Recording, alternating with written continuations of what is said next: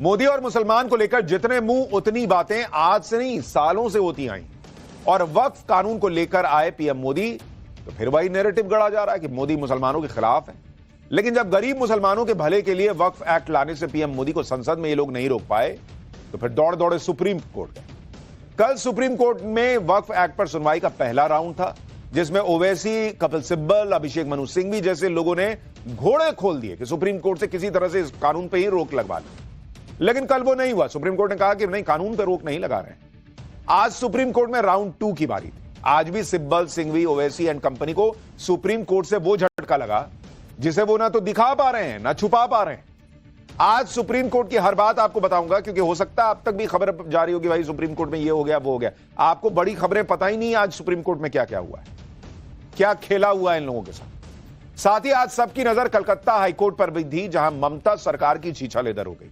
मुर्शिदाबाद हिंसा को लेकर हाईकोर्ट ने ममता सरकार को बड़ा झटका दिया और इसी बीच नरेंद्र मोदी की वो तस्वीर आई जिसे देखकर इंडी गठबंधन के नेताओं की परेशानी और बढ़ जाएगी। आज प्रधानमंत्री के घर पर मुसलमान उनसे मिलने पहुंच गए और वक्फ कानून को लेकर पीएम को थैंक यू बोलने लगे। इस मुलाकात में पीएम मोदी ने भी वक्फ कानून पर बड़ा बयान दे दिया। पीएम मोदी ने बता दिया कि वो कब से वक्फ कानून को लेकर प्लानिंग कर रहे थे और वो बयान, पूरा बयान क्या है आज आपको सुनाऊंगा। कलकत्ता हाईकोर्ट में ममता सरकार को कैसे झटका लगा वो भी आपको दिखाऊंगा। लेकिन पहले बात वक्फ कानून पर सुप्रीम कोर्ट में हुई सुनवाई की, जिसकी बड़ी बातें आपको बता देता हूं। पहली बड़ी बात, वक्फ कानून पर सुनवाई के राउंड 2 में सुप्रीम कोर्ट ने वक्फ कानून पर तुरंत कोई रोक नहीं लगाई, जैसी विपक्ष की पार्टियां और मुस्लिम संगठन मांग कर रहे थे। दूसरी बड़ी बात, सुप्रीम कोर्ट ने नए वक्फ कानून के 2 पॉइंट पर यथास्थिति बनाए रखने को कहा है। बाकी वक्फ कानून के नए प्रावधान जस के तस लागू होंगे। वो 2 पॉइंट्स क्या हैं अभी आपको थोड़ी देर में डिटेल से बताऊंगा। तीसरी बड़ी बात, वक्फ कानून पर डिटेल रिप्लाई करने के लिए कोर्ट ने केंद्र सरकार को 7 दिन का वक्त दिया है और मामले की अगली सुनवाई अब 5 मई को होगी। यानी जिस तरह से इंडी गठबंधन ये माहौल बना रहा था कि वक्फ कानून तो असंवैधानिक है, गैर कानूनी है, कोर्ट में तो तुरंत ही गिर जाएगा, कुछ नहीं हुआ ऐसा। ऊपर से कोर्ट ने ऑर्डर लिखवाया तो ऐसा खेला हो गया कि ओवैसी, सिब्बल, सिंघवी का चेहरा उतरा उतरा दिखने लगा था। वो तो उनको संभालना पड़ा कि कहीं बाहर मुसलमान में ये मैसेज ना चला जाए कि क्या हो गया है।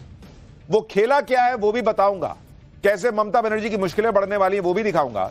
लेकिन पहले इस चैप्टर का प्रीकैप देख लीजिए जो आपको बताएगा कि इस चैप्टर में क्या क्या खास है।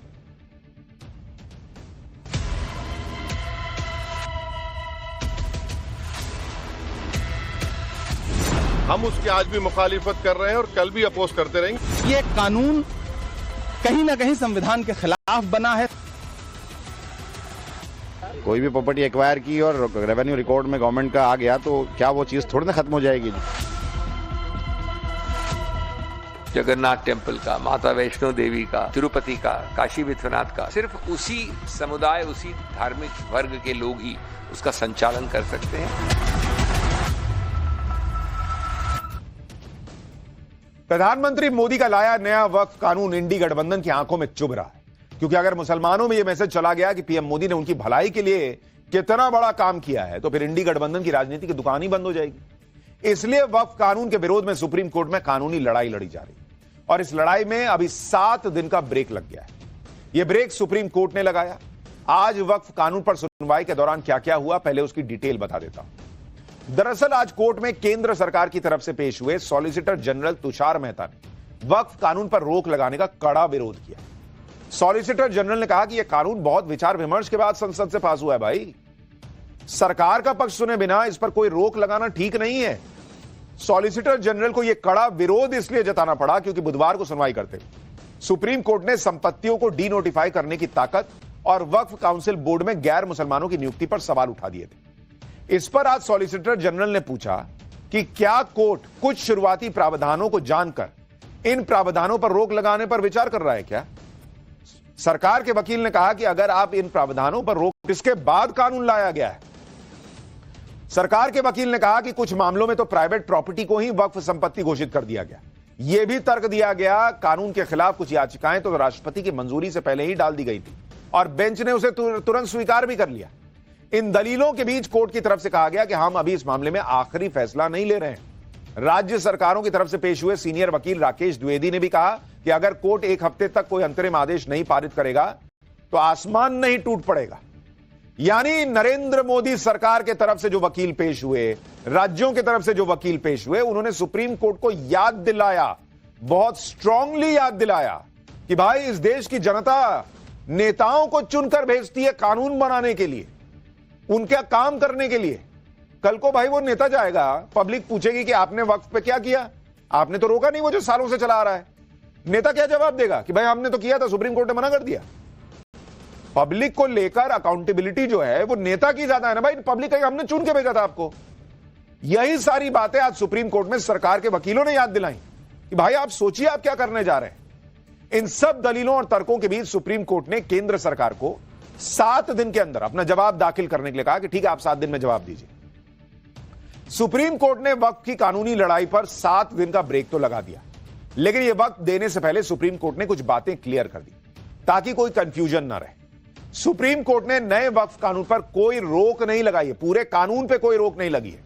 सिर्फ 2 पॉइंट पर जो अभी तक स्थिति बनी हुई है वही यथास्थिति बनाए रखने के लिए कहा। वो 2 पॉइंट कौन है?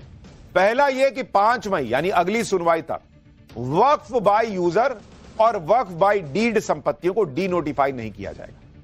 यानी जो संपत्तियां वक्फ बाय यूजर या वक्फ बाय डीड के तहत नोटिफाई की गई हैं उनको डीनोटिफाई नहीं किया जाएगा, मतलब उनको जो है उनका खत्म नहीं किया जाएगा मामला। दूसरा कि वक्फ काउंसिल और वक्फ बोर्ड में कोई नियुक्ति अभी अगले आदेश तक मत कीजिएगा, जो अगली सुनवाई होनी है तब तक मत कीजिएगा। यानी ये सिर्फ 2 पॉइंट छोड़कर बाकी कानून वैसा का वैसा बना हुआ है। जब सरकार ने इन 2 पॉइंट्स पर कोर्ट को भरोसा दे दिया कि भाई ठीक है 1 हफ्ते में कोई ऐसा तूफान तो आ नहीं जाएगा, ठीक है हम नहीं करेंगे, तो फिर अगली तारीख दे दी गई कि ठीक है अगली बार सुना जाएगा। इन 2 पॉइंट्स पर रोक को इंडी गठबंधन के नेता अपनी जीत और पीएम मोदी की हार बताने लग गए। सुनिए कांग्रेस के नेता क्या कह रहे हैं, इनको सुन लीजिए पहले, फिर मैं बताता हूं कि ये क्या छुपा रहे हैं। देखिए, माननीय उच्चतम न्यायालय ने जो आज अंतरिम रिलीफ दिया है उसके लिए माननीय उच्चतम न्यायालय का बहुत शुक्रिया। और वो सारे पॉइंट जो हमने पिटीशन में रखे थे, जो हमने पार्लियामेंट में उठाए थे, उसको ज्यादातर को माननीय उच्चतम न्यायालय ने संज्ञान लिया, कंसीडर किया।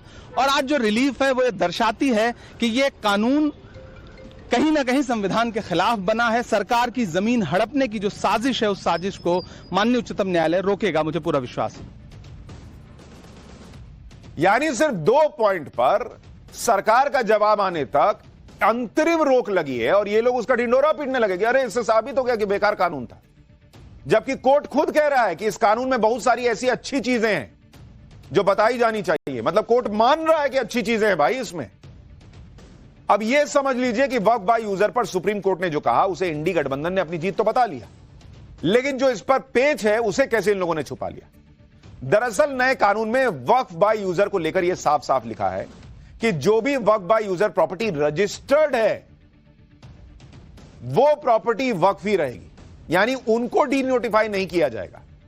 जो रजिस्टर्ड है, जो रजिस्टर्ड नहीं है उस पर कोर्ट ने नहीं कहा कि भाई इसको आप जो है डीनोटिफाई नहीं करेंगे। यही बात आज सुप्रीम कोर्ट ने भी कही कि रजिस्टर्ड प्रॉपर्टी को डीनोटिफाई नहीं करना है। मतलब जो सरकार कह रही है, जो बात नए कानून में है, वही बात कोर्ट ने भी कही। अब विपक्ष इसको जानबूझ के छुपा रहा है या कोई और वजह है, क्योंकि उसको लग रहा है कि भाई ये बता दिया कि कोर्ट ने तो वही कहा है जो कानून में लिखा हुआ है, तो फिर तो कांड हो गया। फिर क्या जाके मुंह दिखाएंगे कि हम हार के आए हैं, हम तो हमारी चीचा लेदर करा के आए हैं। तो ये बता ही नहीं रहे कि कोर्ट ने वक्फ बाय यूजर में भी जो रजिस्टर्ड है उसके अलावा बाकी प्रॉपर्टी जो है उसको डीनोटिफाई करने से मना नहीं किया है, क्योंकि इनको अपने वोट बैंक को गुमराह करना है। सुप्रीम कोर्ट में आज मौजूद रहे वकील का बयान सुनिए, वो खुद बता रहे हैं कि कोर्ट ने क्या किया है।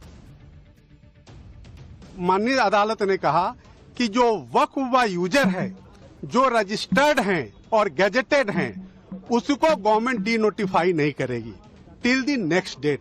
तो बड़ी इंपॉर्टेंट बात है कि जो रजिस्टर्ड एंड गैजेटेड हैं वही सिर्फ डीनोटिफाई नहीं होंगे, उसके अलावा संशोधन के हिस्से